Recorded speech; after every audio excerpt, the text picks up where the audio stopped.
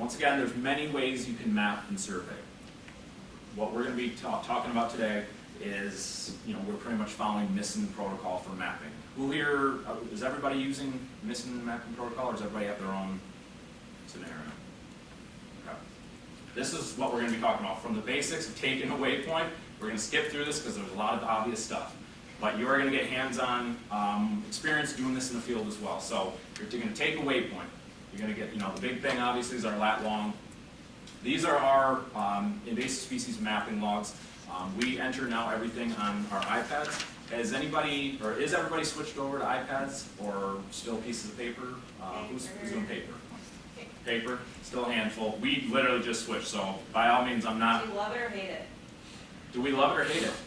I don't know if we should answer that. Down over there. What day is it? Yes. I think that's good. Okay. We just switched last year. Yep. Yeah. Yep, we just switched, and some days I feel as if it's not bad. Other days, you're entering a lot of stuff, and it's a lot. But it's taken out the middleman, which is really nice. You're not having to constantly transfer, you're not constantly having to retype stuff. You can do it in the field, in the truck, in the car, at home. I don't know, wherever you guys are all, minimally, we have an hour and a half drive for the most part every single day, wherever we're going. Instead of mapping, you can have one of your technicians enter it. All right, so Well, you can also put all your old stuff on there. So like on our Sure. iPads, the last 2 years of treatment records, all their pictures, everything's in one place. So I don't think paper is the way to go. I 100% will change. Also less likely to lose it. Unless your name is Fields. Unless your name is Fields. Don't But let the that iPad put on that the on the truck. top of the truck. They all die. Ours did that this year.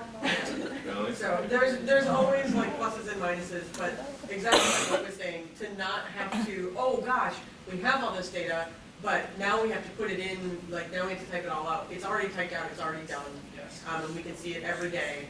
And if it's not, your little sheets it automatically updates. It updates as soon as it hits Wi-Fi. You don't have to worry about it. It's at the end of the day. If we need to randomly pull data for a report or something, I can literally go on the drive and copy and paste or do a tally, whatever I need to do. I don't have to worry about, oh crap, is it entered? So I was hesitant at first because I am the old school, like, oh God, is technology going to fail, blah, blah, blah. I come out with that piece of paper.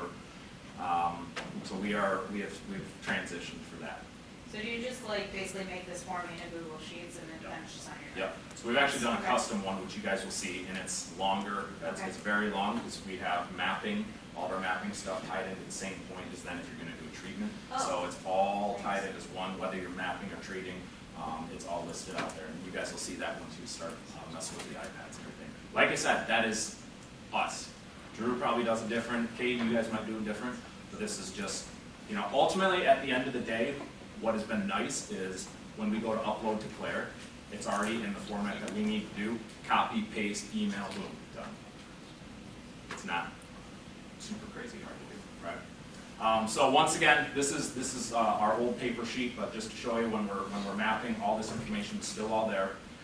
Creating the waypoint codes, we'll go over that here. So 9-digit code, we'll break it right down. CC, Chippewa County. This is from someone else that I pulled and I just edited it, so Willie, observer's name. Pretty sweet. PH, frag. So MISC has the codes for all the different invasive species that you can utilize. Very easy. Sequence number. So every person has their own code for every species within every county. Right? So if Drew were to put it on there, his would be different, and his sequence code would be 001 as well. So every person for every species within every county will have a code. So you can see there, enter that there. Every person for every Yeah. species in every county. So you have 3 people on your crew, so you have 3 If you- things with that same number with If you them? want that, we just do my name, assistant coordinator. Oh, so you're the only person. Yeah. Everybody Just is keep it you, you're like, We don't do that. We don't do people county Negan. species. I'm already lost. Right? No, yeah. sorry. That's just how, it's literally copy and drag my name. Yeah. So area and density, you guys familiar with that? So it's a very nice visual. It's sometimes hard to estimate, what's 100 acres? What's 3 acres? So these different visuals from individual and few, all the way up to, football field without end zones. Or density, same thing. These different numbers are, they've been around for a while. It's good to utilize for when you're mapping, when you're putting in your area and density, right in that area. Yeah. There's multiple ways. Is everybody doing mapping with doing area calculations with GPS or their iPads? Is there anybody that's not doing area calculations yet? Okay. So fairly easy. This is just there's multiple ways to do it. This is just, once again, methods that we've used. So you record, always have a centroid point that's associated with your area polygon that you're creating. That way it's very easy to record.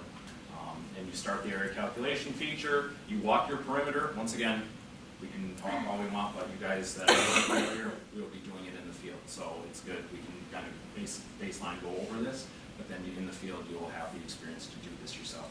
That's the best way to learn, right? You walk around your perimeter of your infestation, you hit calculate, you hit spot it, it spits it out in acreage for you. Very, very simple and straightforward. So you can see here, obviously you put your waypoint, sometimes it's on the edge, you walk your perimeter and your area calculation. This is very important, obviously, especially when you're doing herbicide work. You need to know what type of acreage you're actually utilizing. And a lot of time it's 0.01 acres or something very small, but it's important to record that, especially when it comes to my waters. If you're working with COC reports, things like that, we want to record, acreage.